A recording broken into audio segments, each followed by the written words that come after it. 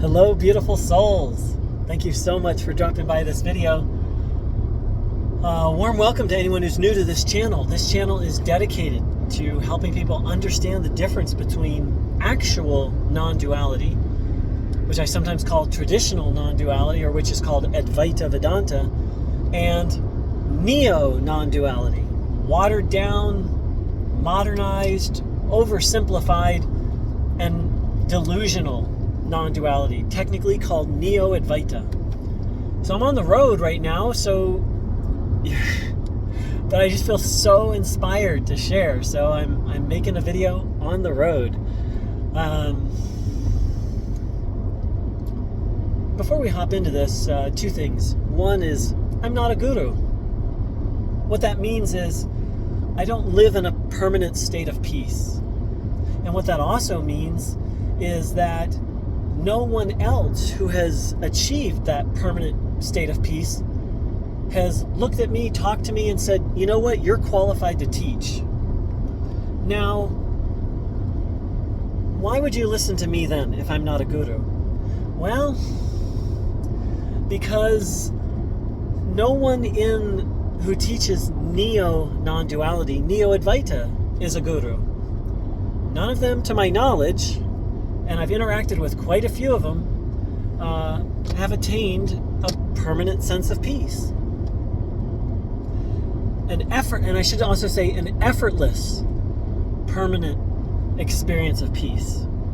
Ramana Maharshi called this Sahaj Samadhi, the natural samadhi, the natural union, or the effortless union. Also, and there may be someone here and there who has, and I'll talk about that in a little bit. But more importantly, none of them have been given the go-ahead by a qualified guru to go ahead and teach, which means they have declared themselves enlightened, and they have declared themselves qualified to teach. Now, in traditional Vedic philosophy, and I believe the same applies in Buddhist philosophy as well, the role of being a guru is taken very seriously. As serious as we take being a doctor in the Western world. Meaning, someone can't just declare themselves a doctor and declare themselves capable of providing medical services. And there's good reason for that, because much harm can be done. So the same goes for the guru role. You know, just as we don't allow anyone to perform surgery and offer various chemicals to people without a lot of training, and without having passed rigorous testing, in the East, they don't let someone do psychic, emotional, mental, existential, spiritual surgery on someone who isn't properly qualified. Now, of course, it's not monitored the way the medical profession is. I sure wish it was. But regardless, to be considered a true guru, you have to have attained... Estimated time in traffic, 11 minutes. ...the effortless state of peace. And you have to be certified. If not by a guru, by the religious authorities. For example, Ramana Maharshi didn't have a guru in this lifetime. So, with that out of the way, I'd like to talk about the systematic nature of traditional non-duality versus the whatever feels good in the moment, Neo-Advaita or neo-non-duality. Traditional non-duality is very systematic.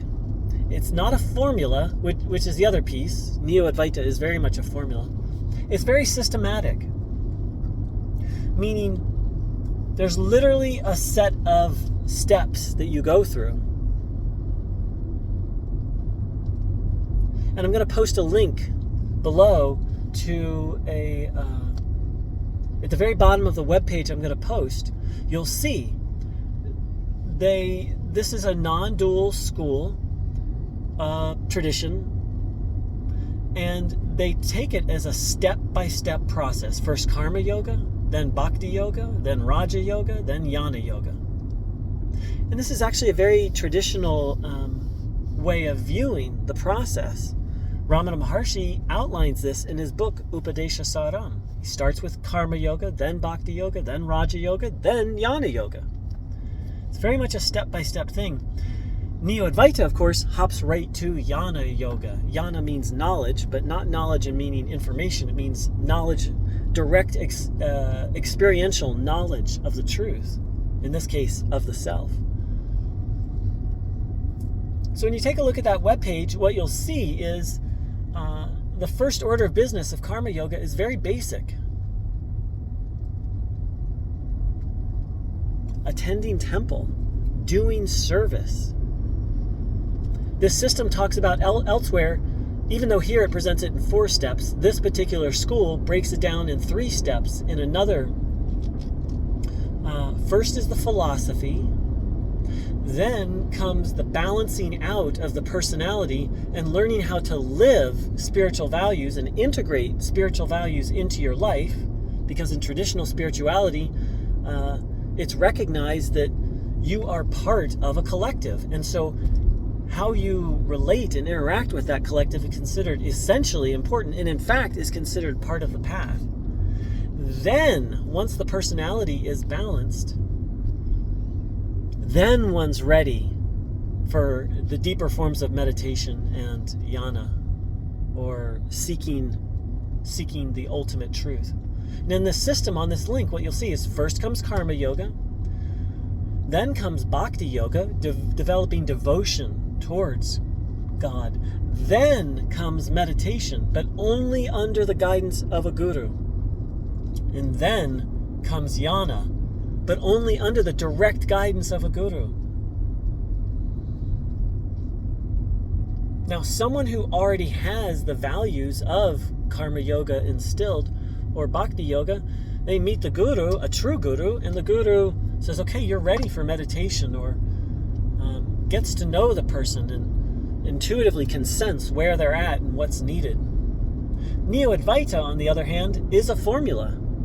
Neo-non-duality just sticks people into this formula and moves right to jnana yoga. It's not done under direct supervision. And the reason why people get temporary results but no lasting results is because jnana yoga rests on the other 3 yogas. Without the other 3 yogas, you can definitely have a taste of jnana, of knowledge, of knowing the self, but it won't last. It'll be temporary. I've talked about this many times. This has to do with balancing the gunas and preparing the mind. Jnana yoga, self-inquiry, is ridiculously subtle. And if your mind is not subtle, you will not succeed. Ramana Maharshi said, for the one who does not have one-pointedness of mind, which is only possible if you have a primarily sattvic mind, self-inquiry is impossible. Of course, Neo-Advaita throws this completely out the window and teaches self-inquiry to everyone. So this topic is really it's really on my mind and heart lately, because I've just recently found this particular system that I'm going to put the link for. And but more so, I've known for the longest time that what was missing in my case spiritually was the basics. You know, I had been, right at the start, I was introduced to self-inquiry and very intense, mind-bending, non-dual philosophy. Of course, even at that point, distorted non-dual philosophy. So I knew the basics were necessary. I kind of knew what they were, theoretically, but this particular map, I'm very excited about it because it just lays it out very clearly and very directly.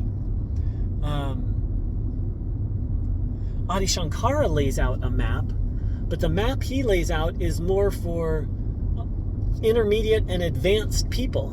Like the map he lays out is called the 4 means of salvation. I forget the Sanskrit, please forgive me. And I've talked about this many times before. But you can only undertake those 4 means if you're already very advanced. So this particular system that I'm showing starts like at ground zero. It starts with service and participation in a temple. So I'm very excited to find this system because I had a very abstract picture of the map. And non-duality is not, I don't consider it my path anymore. But this systematic nature in which this is put forth, I'm going to undertake it. I'm going to follow it. I am following it. I've started to follow it. This is hard for me because it's very humbling. Part of what Neo-Advaita does is it inflates arrogance. And we've all experienced this with non-dual, quote, non-dual teachers, actually Neo-Advaita teachers, or even Neo-Advaita students who are like, I'm enlightened, or I know the truth. Such statements lead to intense arrogance and truly are just the ego has grabbed a hold of a spiritual teaching. And so I've been suffering from ego inflation or arrogance because, non-duality is the highest truth. And, like, I don't need to do karma yoga. I don't need to do bhakti yoga and so forth and so on. I knew that I did. Intellectually, I knew that I did. But there was this arrogance and this pride of, like, not wanting to go back to basics. But without going back to basics, in my recovery process, and I assume it's true for anyone who's gone deep down the Neo-Advaita rabbit hole, you'll never have stability because Neo-Advaita fundamentally unbalances the personality. Neo-non-duality, that's a good definition of Neo-Advaita is an approach to non-duality that unbalances the personality and will never succeed.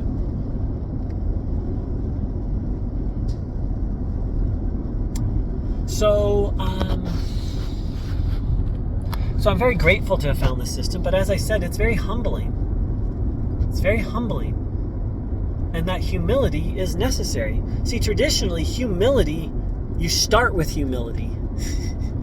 It's a very traditional value in many, many spiritual systems, not just Vedic ones and not just non-dual ones. But humility is nowhere to be found in the neo-non-duality scene, that's for sure. And so now I'm having to backtrack. And I'm very grateful to have this understanding. And it's not easy. It's not easy.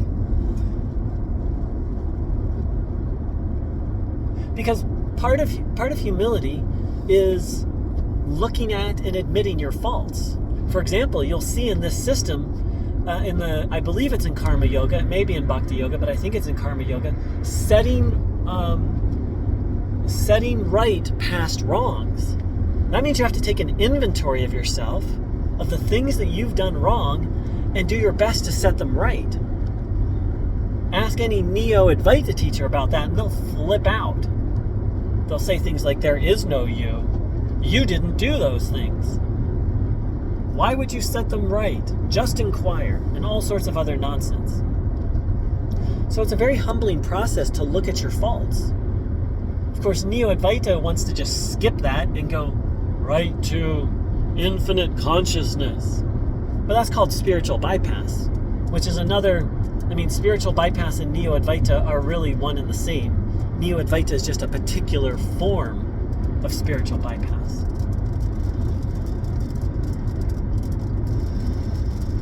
Let's see if there's anything else I'd like to share.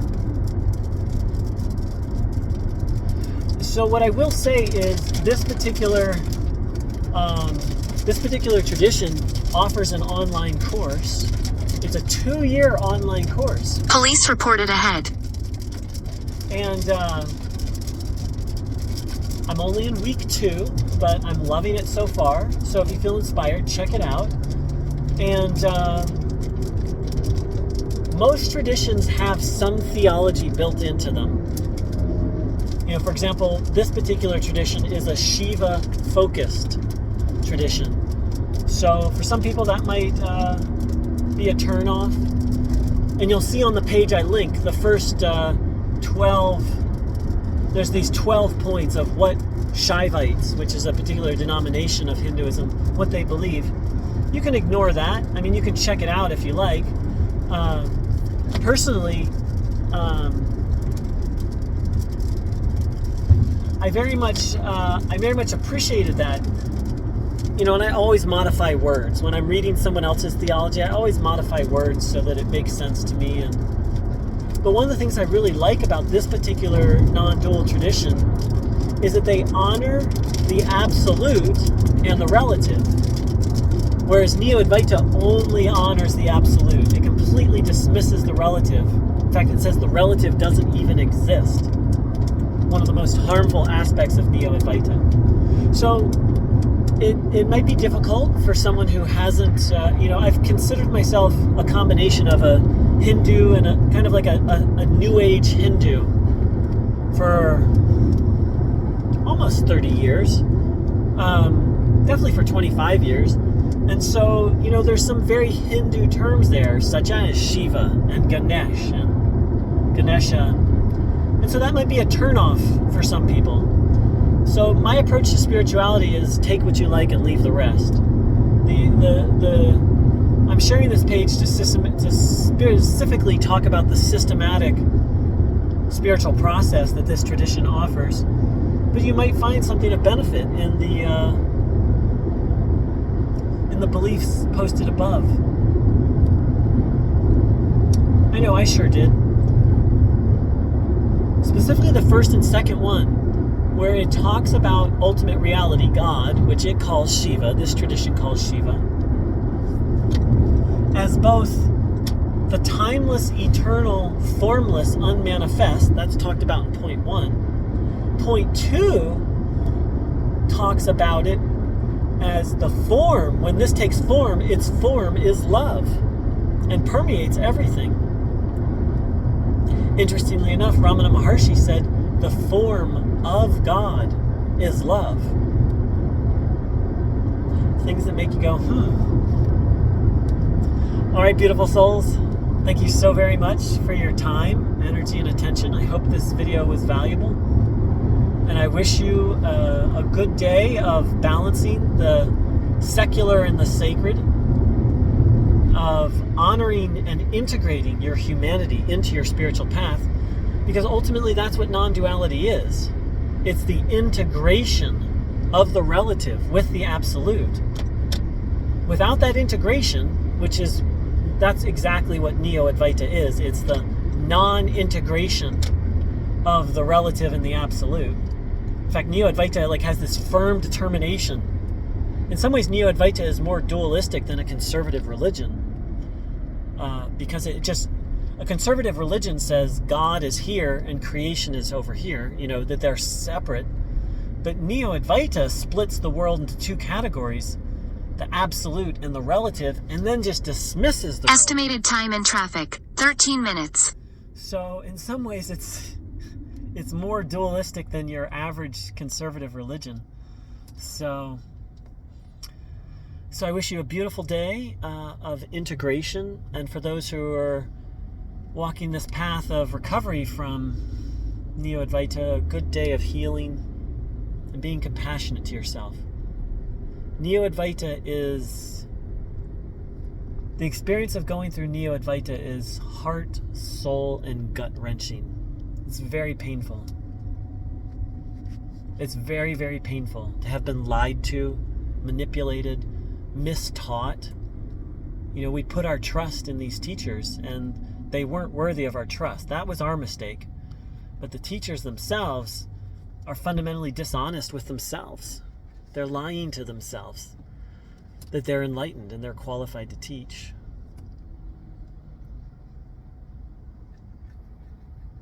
It's very painful. It's very painful.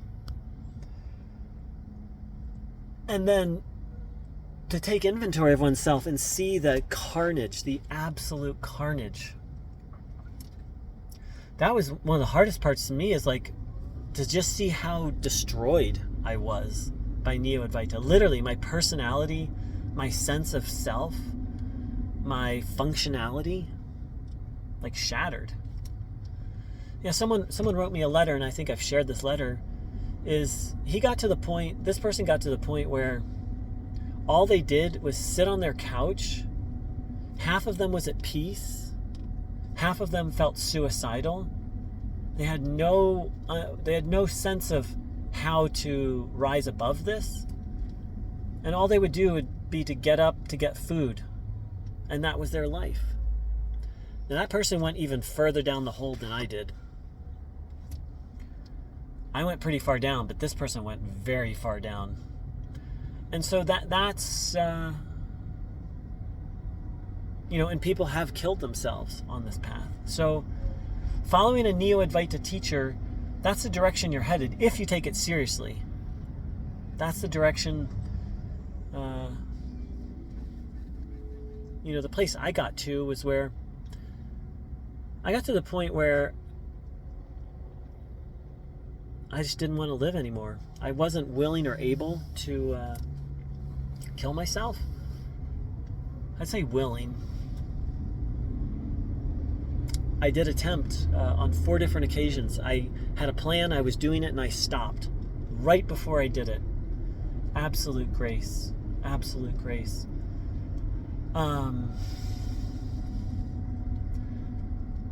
I'd say my all-time low was when I started giving away my possessions. I'll tell you about 2 all-time lows where Neo-Advaita took me. One of them was when I started giving away my possessions, and my plan was to just go lie on a street corner and wait to die. And do nothing. Like, just let whatever happen, happen. Like, literally do nothing. Just a complete giving up on life. That was one very low bottom. Another was I got so low and felt so hopeless that I started willing to not try. I was so desperate, so suffering. I was like, well, maybe I could try this. And I'd be like, no, I refuse to try anymore. And by grace, I emerged from that. That was one of the darkest. They were both very dark, those 2 lows that I shared. And that's where Neo-Advaita will take you.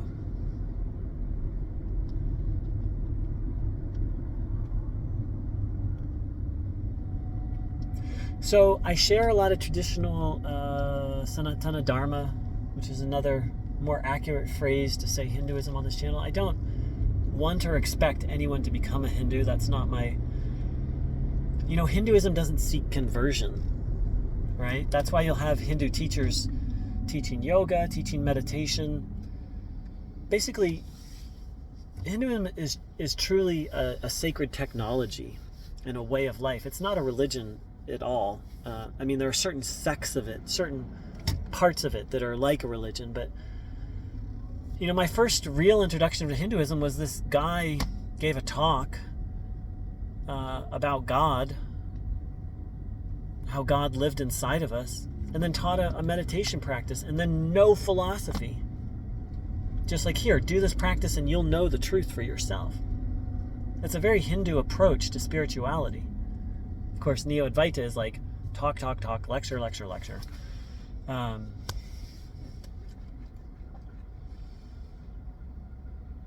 So please, on this channel, with anything I recommend, and with life, take what you like and leave the rest. It's a good way to roll. Thanks so much for joining in. Take care and big love.